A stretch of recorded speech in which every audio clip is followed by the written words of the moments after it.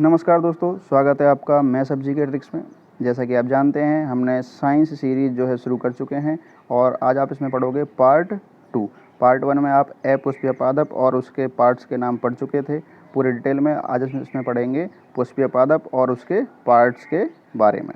तो एक बार वीडियो शुरू करने से पहले एक मोटिवेशनल क्विट्स हो जाए कि भूल मत जाना कि अपने लक्ष्य को बिल्कुल भूलना नहीं है, क्योंकि कोई भी चीज़ जो बहुत स्पेशल होती है इतनी आसानी से हमें नहीं मिलती है। उसके लिए हमें बहुत मेहनत करनी पड़ती है और आपका जो लक्ष्य है वो सबका जो लक्ष्य होता है स्पेशल होता है, कोई भी आम नहीं होता। तो लक्ष्य को पाने के लिए मेहनत करते रहिए और निरंतर आगे बढ़ते रहिए एक सही सोच और सकारात्मक विचार के साथ। तो इसमें शुरुआत करते हैं। सबसे पहले क्या है आज आपका पुष्पीय पादप।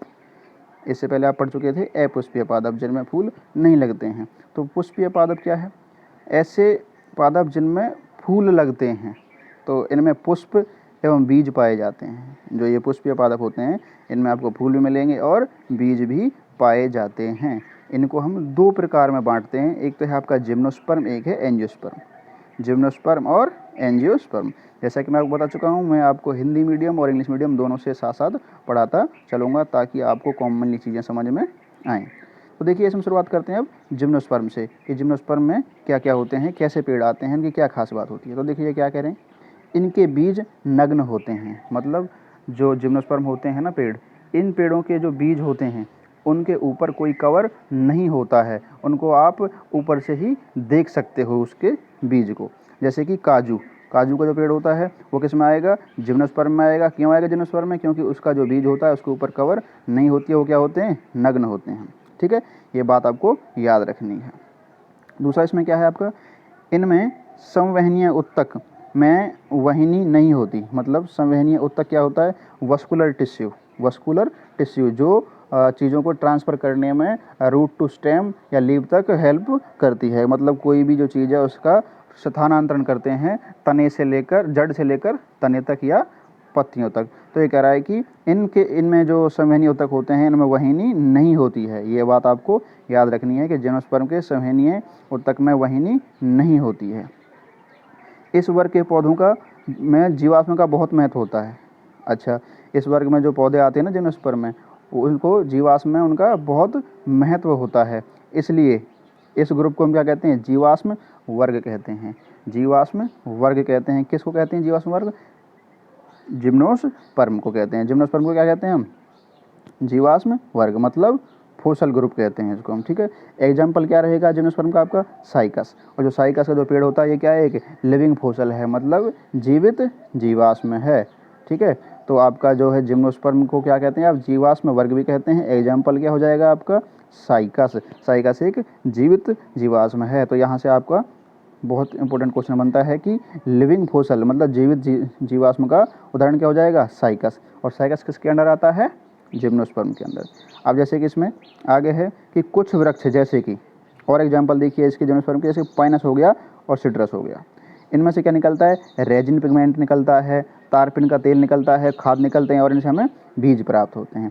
तो आपके पास यहाँ पर 3 एग्जाम्पल हो गए जिम्नोस्पर्म के। एक साइकस हो गया, एक पाइनस हो गया और एक सिट्रस हो गया। साइकस क्या है? आपका जीवित जीवाश्म है।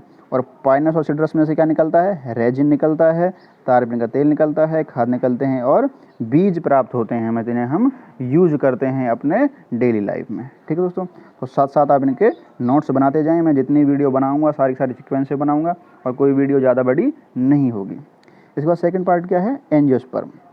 ये हैं क्या? हम पढ़ क्या रहे हैं? ये आपके जो पादप हैं, जो प्लांट हैं, उनके बारे में आप पढ़ रहे हैं। तो ठीक है, तो इसमें देखिए, जैसे कि आप देखिए, एक बार हम बैक में जाते हैं। आपने सबसे पहले पढ़ा था थैलोफाइटा, फिर ब्रायोफाइट, फिर टेरिडोफाइट, उसके बाद जिम्नोस्पर्म और पढ़ रहे हैं हम एंजियोस्पर्म। ये एक सीक्वेंस है जिसमें पादपों को बांटा गया है कि जो सबसे कम एडवांस हैं वो सबसे नीचे हैं, फिर और एडवांस हम इनकी लेवल पर बढ़ते जा रहे हैं। जितने ज़्यादा विकसित हैं जो पादप, उनको उस सीक्वेंस से क्या है? अरेंज किया हुआ है। तो देखिए, यह सबसे विकसित पादप समूह है। सबसे विकसित पादप समूह कौन सा होता है? एंजियोस्पर्म। जो आपको बड़े बड़े पेड़ मिलेंगे ना जिनकी ऊंचाई ज़्यादा होती है, वो सारे मोस्टली किस में आते हैं? एंजियोस्पर्म में आते हैं।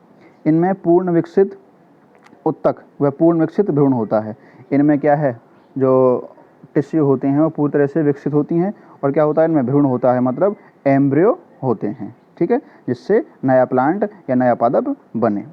इस वर्ग के पादप आकार में काफ़ी बड़े होते हैं, और जो एंजियोस्पर्म में जो पादप आते हैं वो आकार में कैसे होते हैं, बहुत बड़े होते हैं। जैसे कि आपने आम, अमरूद, जामुन, बरगद या पीपल, इन सब के आपने पेड़ देखे होंगे। तो ये जितने भी ज़्यादा ऊंचाई वाले जो पादप हैं वो किस में आते हैं, एंजियोस्पर्म में। किस में आते हैं, एंजियोस्पर्म में, ठीक है।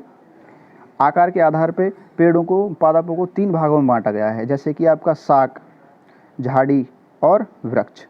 शाक को कहते हैं हर्ब्स, झाड़ी को कहते हैं श्रब्स, और वृक्ष को कहते हैं ट्री। जो आपके बिल्कुल छोटे होते हैं उनको क्या कहते हैं हम, शाक। जैसे कि धनिया हो गया, मेथी हो गई, मिर्च हो गई, सरसों हो गई, ये क्या है आपके शाक, मतलब हर्ब्स। जैसे थोड़े से बड़े होते हैं हाइट में या ऊंचाई में, उनको क्या कहते हैं हम, श्रब्स कहते हैं। जैसे गुलाब हो गया, अनार हो गया, मेहंदी हो गई और गुड़हल हो गया, ये किसमें आएंगे आपके, श्रब्स में, मतलब झाड़ी में। और ट्री में क्या आएंगे आपके, जिनकी ऊंचाई काफ़ी ज़्यादा होती है, जैसे कि आम, जामुन, बबूल, बरगद और पीपल। तो ये आकार के आधार पर पादपों को बांटा गया है हर्ब, श्रब्स और ट्रीज में। और अगर बात करें कि उनमें कौन कौन से गुण हैं, उनके आधार पर बांटते हैं पादपों को, तो 5 भागों में बांटा हुआ है। जैसे कि सबसे पहले आपका थैलोफाइटा था, फिर ब्रायोफाइटा, फिर ट्रेडोफाइटा, फिर जिम्नोस्पर्म, फिर एंजियोस्पर्म, ठीक है। इसके बाद देखिए यहाँ पर क्या है, पुष्पीय पादप के अंग कौन कौन से होते हैं। जैसे कि क्या क्या होता है उसमें, तना होता है मतलब स्टेम, जड़ होती है, रूट, फल मतलब फ्रूट, पत्ती मीन्स लीव्स, और फ्लावर मतलब पुष्प। ये सारे के सारे पुष्पीय पादप के अंग होते हैं। तो अब एक एक करके हम इन सब के बारे में पढ़ेंगे। तो देखिए सबसे पहले क्या है आपका यहाँ पर, जड़। कि जड़ क्या है, जड़ क्या होती है, जो मिट्टी के अंदर जो भी एक शाखाएं जैसी होती हैं मिट्टी के अंदर पादप की, उसको क्या कहते हैं हम, जड़ कहते हैं। क्या कहते हैं, जड़। इसका मुख्य कार्य क्या होता है, इसका मुख्य कार्य मिट्टी से जल व खनिज पदार्थ शोषित कर तने एवं पत्तियों तक पहुंचाना होता है। जड़ क्या कार्य करती हैं, मिट्टी के अंदर से जल और खनिज को सोखती हैं और फिर उन्हें कहाँ पहुँचाती हैं, तने तक और पत्ती तक पहुँचाती हैं, ठीक है। ये इनका कार्य हो गया, बहुत इंपॉर्टेंट है। जड़ों में पर्व एवं पर्व संधि नहीं होते, मतलब जड़ में इंटरनोड और नोड नहीं होते। इंटरनोड और नोड कौन से क्या होते हैं, जहाँ से कोई नई पत्ती या नई टहनी निकले, तो वो जड़ों में नहीं होते हैं। ये बात आपको याद रखनी है कि जड़ों में पर्व एवं पर्व संधि नहीं होते हैं, मतलब इंटरनोड और नोड नहीं होते हैं, ठीक है। जड़ का कार्य क्या है, मिट्टी से जल और खनिज को रूपांतरित करना, कहाँ तक, पत्तियों तक और तने तक। अच्छा, कुछ जड़ों का रूपांतरण भोज्य पदार्थ को जमा करने के उद्देश्य से किया जाता है। कुछ जड़ होती हैं जो, उनका, कुछ जड़ों का रूपांतरण भोज्य पदार्थ का जमा करने में किया जाता है। जैसे कि कौन कौन सी जड़ हैं जिनका हम खाने के रूप में करते हैं। देखिए अगर गांठदार जो जड़ का एग्जाम्पल है तो वो क्या हो जाएगा, हल्दी। हल्दी क्या होती है, जड़ होती है। एक बार ये देख लीजिए, जो हल्दी है, जो पान है, चंपा है, प्याज है, मूली है, ये सारी क्या हैं, जड़ हैं, रूट हैं। लेकिन इनका यूज क्या क्या है, तो वहाँ पे देख लीजिए, गांठदार अगर कहेंगे, गांठदार जड़ का एग्जाम्पल क्या हो जाएगा आपका, हल्दी। आरोही जड़ का उदाहरण क्या हो जाएगा, पान। रेशेदार जड़ का उदाहरण हो जाएगा आपका प्याज। और पत्ती जड़ का क्या हो जाएगा, चंपा। और तर्क रूपी जड़ क्या हो जाएगा, मूली। मतलब जो कोने के आकार की होती है वो कैसी होती है, मूली। तो ये एग्जाम्पल जो हैं काफ़ी ज़रूरी हैं, आपको याद होने चाहिए, ठीक है। अच्छा, इसके बाद बात करते हैं आपके तना।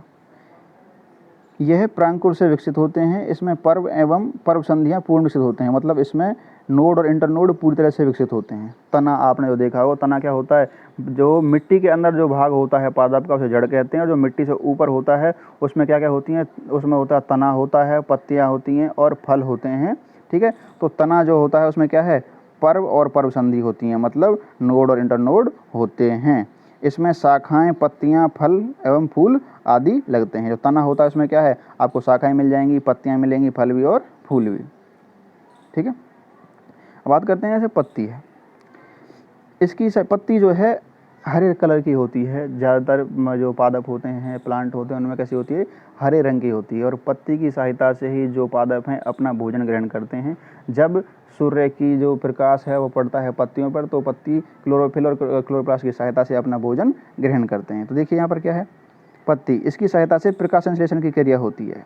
प्रकाश संश्लेषण क्या कहते हैं हम, जब जो सूरज है उसकी जो ऊर्जा है, सूर्य का जो प्रकाश पत्तियों पर जब पड़ता है और उससे अपना खाना बनाते हैं, भोजन ग्रहण करते हैं पादप, तो उसको हम क्या कहते हैं, प्रकाश संश्लेषण। तो पत्तियों के द्वारा वो संभव है।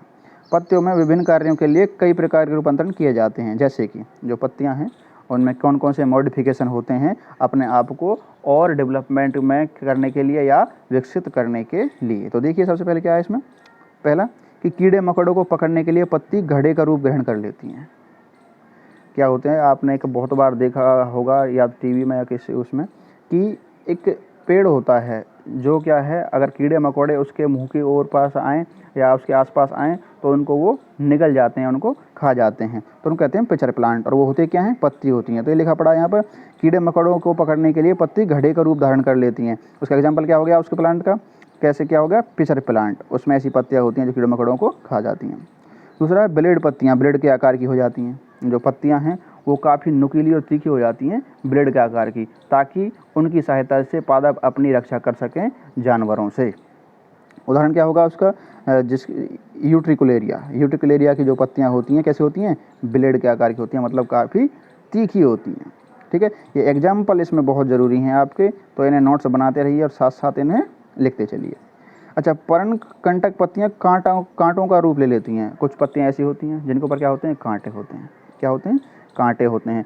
कांटे इसलिए होते हैं ताकि उनको जो है कोई भी जो है जानवर खा ना सके। कहने का मतलब ये है कि ये सारे रूपांतरण पेड़ अपने आप में पत्तियों में तब अपने आप को बचाने के लिए करते हैं। वो कीड़े मकोड़ों को पकड़ने के लिए क्या करते हैं, अपने आप उस कीड़ों मकोड़ों को पकड़ते हैं, जैसे पिचर प्लांट हो गया।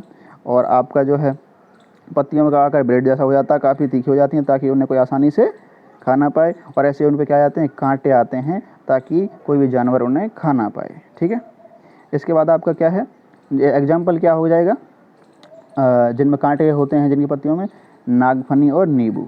नागफनी वैसे आप ना देखा हो, लेकिन नींबू का पेड़ आपने ज़रूर देखा होगा। उसकी पत्तियों पर क्या होते हैं, कांटे होते हैं। वो इसलिए होते हैं ताकि उन्हें कोई भी जानवर आसानी से खा ना सके। ठीक है, एक होता है पर्णपिड़तान।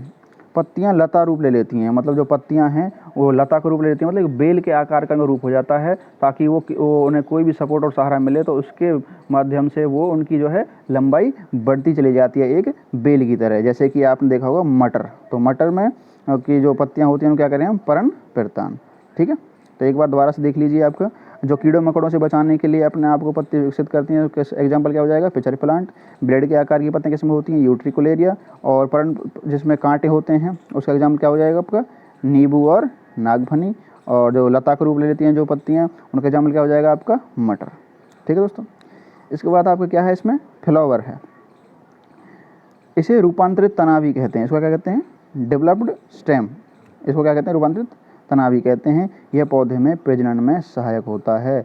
जो प्लांट में जो प्रजनन होता है, जो जनन होता है, उसमें ये सहायक होता है। ठीक है दोस्तों, तो इसके बाद आपका जो भी है फ्लावर का पार्ट, वो सारा का सारा हम नेक्स्ट पार्ट में कंप्लीट करेंगे। अगर आपको वीडियो पसंद आ रही हो तो लाइक करें, शेयर करें और कमेंट ज़रूर करें। और बने रहिए इस सीरीज़ में। मैं आपकी आज ही 3-4 वीडियोज़ और डाल दूंगा ताकि आप जल्दी से जल्दी अपना साइंस का सिलेबस कवर कर सकें, क्योंकि आपका हरियाणा पुलिस का जो एग्ज़ाम है काफ़ी नज़दीक है। ठीक है दोस्तों, तो थैंक यू वेरी मच।